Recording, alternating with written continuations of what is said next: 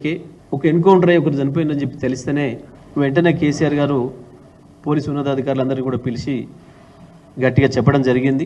నిజంగా ఒకవేళ అవతల వైపు నుంచి కాల్పులు జరిగి మీకు ప్రమాదం వచ్చిందనుకుంటే తప్ప ఏ పరిస్థితులలో కూడా ఎన్కౌంటర్ అనేది జరగడానికి వీల్లేదు. చట్ట ప్రకారమే పోవాలి.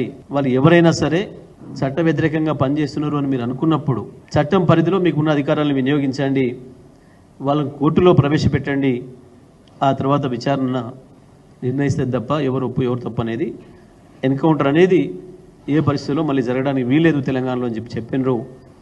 ఆ పద్ధతుల్లో 9 సంవత్సరాల్లో ఏ ఒక్క చోట కూడా అటువంటి సంఘటన జరగలేదు. మరి నిన్నటి ఎన్కౌంటర్ కూడా మాకు వస్తున్న సమాచారం ప్రకారం దానిపైన రకరకాల అనుమానాలు వస్తున్నాయి. ఆదివాసీ హక్కుల సంఘాలకు సంబంధించిన మిత్రులు కూడా వచ్చి మా దగ్గర రిప్రజెంటేషన్ ఇచ్చినారు. ఎక్కువగా మా ఆదివాసీలను అణచేస్తున్నారు, ఈ పేరు మీద చంపేస్తున్నారు, దీనిపైన కూడా మాకు అనుమానాలు ఉన్నాయని చెప్పి వారు ఏదో మేము కోర్టులో వేసామన్న మాట కూడా చెప్పినారు.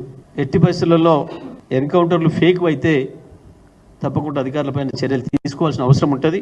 అవి ఏ కేసులైనా సరే తప్పుడు కేసులు పెట్టినట్టుగా ప్రభుత్వం అధికారంలో ఉన్న పార్టీ నుంచి వచ్చిన ఒత్తిళ్లతోనే లొంగి తప్పుడు కేసులు పెట్టినా ఇటువంటివి చేసినా సంబంధిత అధికారులపైన చర్యలు ఉంటాయి. మేము ఫేక్ ఎన్కౌంటర్లు తప్పకుండా ఖండిస్తాం, అందులో సందేహం ఏం లేదు. నిన్నటి ఎన్కౌంటర్ తప్పుడు ఇప్పుడు ఈ రాష్ట్రంలో ఈ ప్రభుత్వం వచ్చిన తర్వాత ఇప్పటికి 14 మంది పైన చనిపోయినట్టున్నారు ఎన్కౌంటర్లలో. తప్పకుండా అన్నిటిపైన కూడా ఎవరు అనుమానాలు వ్యక్తీకరించినా, వాళ్ళ కుటుంబ సభ్యుల అనుమానాలు వ్యక్తీకరించినా విచారణ చేయాల్సిన అవసరం అయితే ఉంటుంది. పోలీసులు కూడా జాగ్రత్త తీసుకోవాలని చెప్పి కూడా మేము ఈ సందర్భంగా తెలియజేస్తా ఉన్నాం.